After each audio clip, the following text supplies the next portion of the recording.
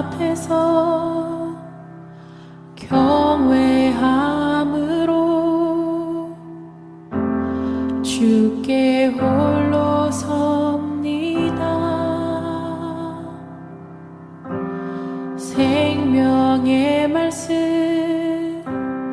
읽고 순종해 주를 예배합니다.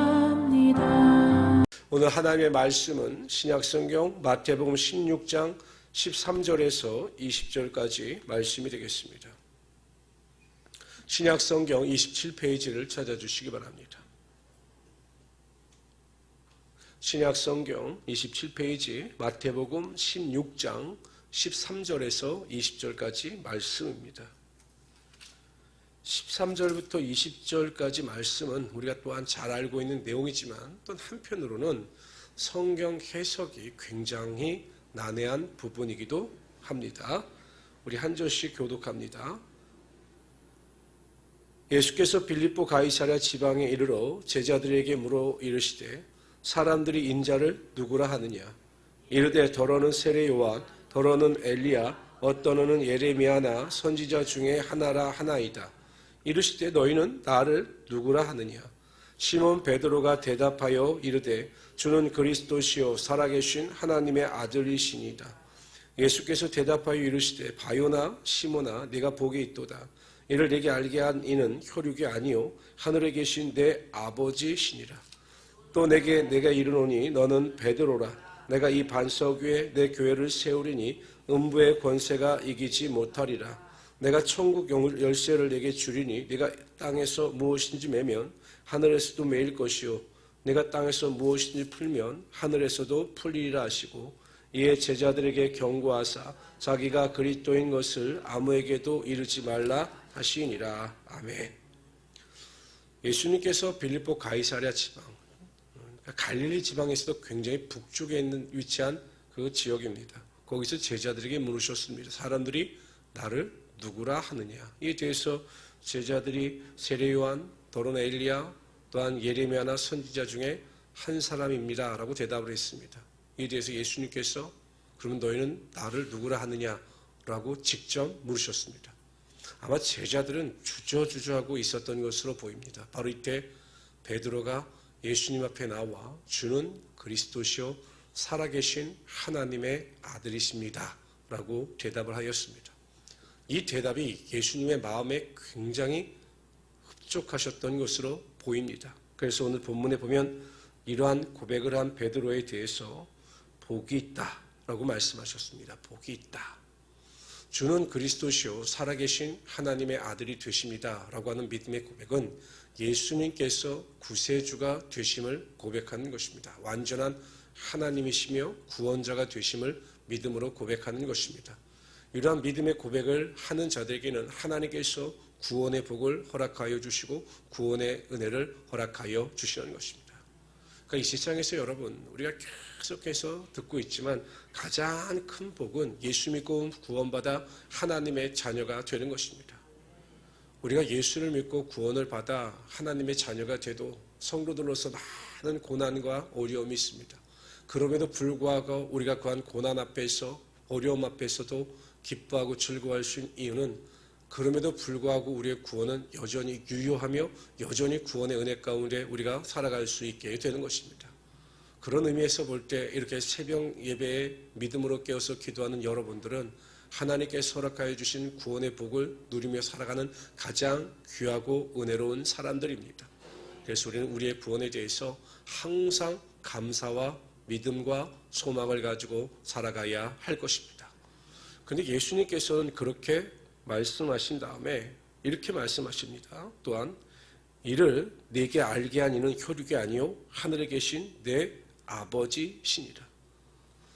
베드로가 이러한 고백을 할 수 있었던 것은 인간의 노력이나 수고 또한 사람의 가르침이 아니라 하나님께서 그것을 알게 하시는 은혜를 베풀어 주셨기 때문이다 라고 말씀하고 있습니다. 성경에 보면 거룩한 성령의 일은 성령으로, 영의 일은 영의 일로 분별한다 이렇게 말씀하고 있는 거죠.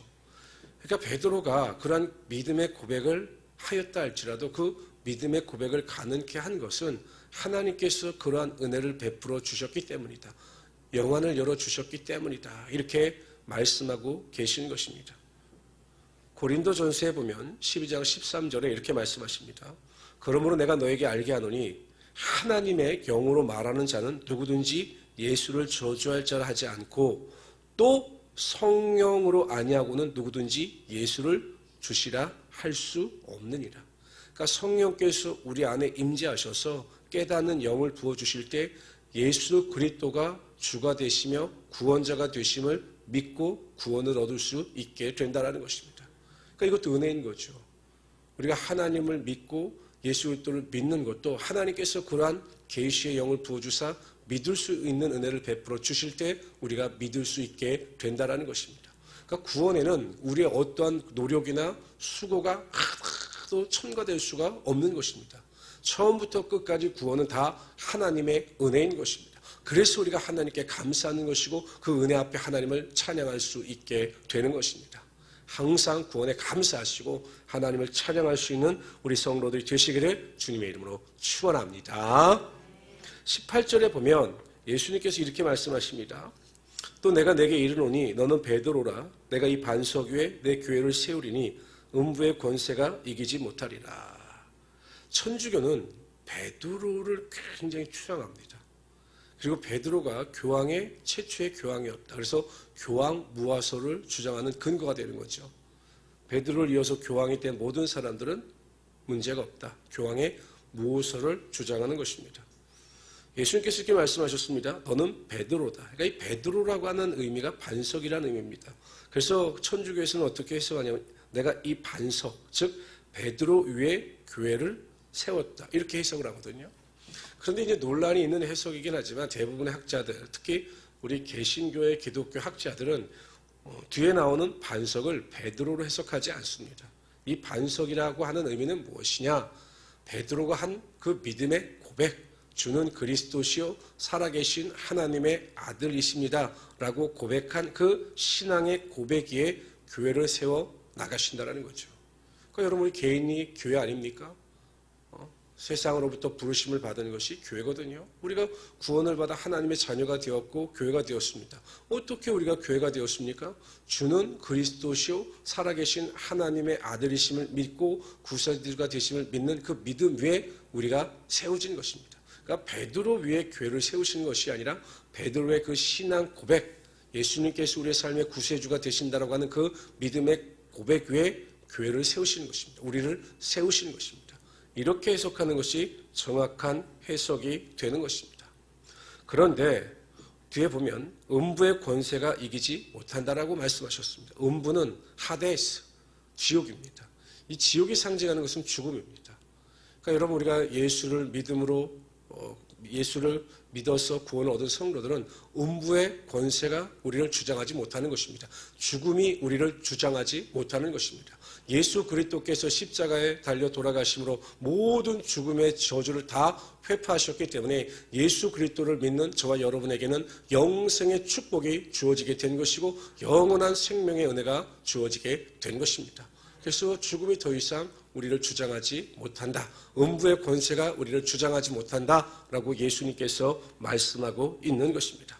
우리 모든 성도님들은 항상 이 영생의 소망, 하나님 나라에 대한 소망을 가지고 살아갈 수 있도록 믿음 안에서 승리하시기를 주님의 이름으로 축원합니다. 또 19절도 좀 난해합니다. 19절로 다 같이 읽어봅시다. 시작. 내가 천국 열쇠를 내게 주리니 내가 땅에서 무엇인지 매면 하늘에서도 매일 것이요 내가 땅에서 무엇인지 풀면 하늘에서도 풀리리라. 이게 얼뜻 해석을 잘못하실 때는 보통 이제 목사님들 해석할 때는 땅에서 잘하면 하늘에서도 열릴 것이고 땅에서 무엇이 안 되면 하늘에서도 그것이 안 된다 이렇게 해석을 하시는데 이 19절에 대한 해석도 굉장히 많은 해석이 있습니다. 그런데 지지를 받는 해석은 이러한 해석입니다. 천국이라고 하는 것은 보통 교회로 해석을 합니다. 교회. 그러면 사도들에게 어떤 열쇠를 주셨느냐. 땅에서 무엇인지 매면 하늘에서도 매인다. 풀면 풀린다. 라고 하는 것은 교회 구성원의 자격 심사권을 사도들에게 주신다라고 하는 의미가 되는 것이죠. 이게 어떤 의미냐면 여러분 사도행전 11장에 보면 그 당시에 이방인들이 구원을 얻는 놀라운 능력이 나타납니다.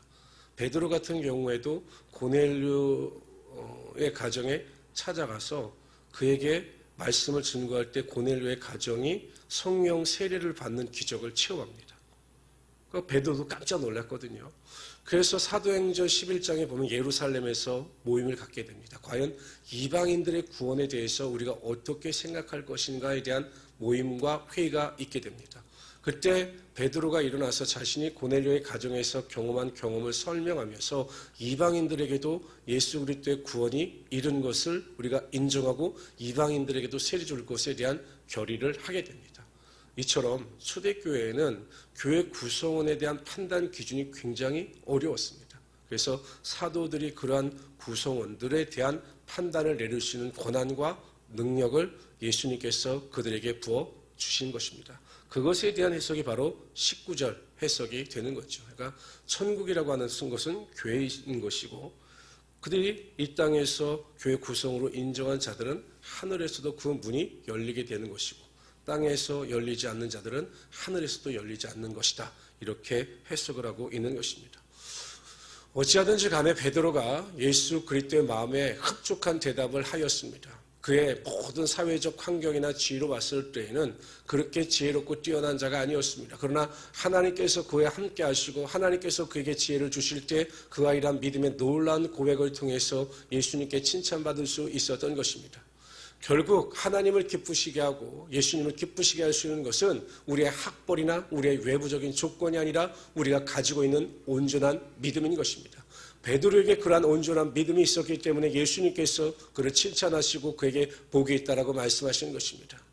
성도 여러분, 항상 여러분들에게 하나님을 감동시킬 수 있는 믿음이 있다면 하나님께서는 그 믿음을 보시고 여러분의 삶에 하나님의 놀라운 축복과 능력이 임하게 하여 주시는 것입니다. 새벽마다 우리가 믿음으로 기도하는 것, 이것이 정말로 하나님 마음에 합당한 믿음의 본이 되는 것입니다. 깨어서 믿음으로 기도하시고 의심하지 않고 믿음으로 기도하심으로 새벽 예배 때마다 부어주시는 하나님의 능력과 하나님의 은혜를 경험하시는 하나님의 귀한 성도들이 되시기를 주님의 이름으로 축원합니다.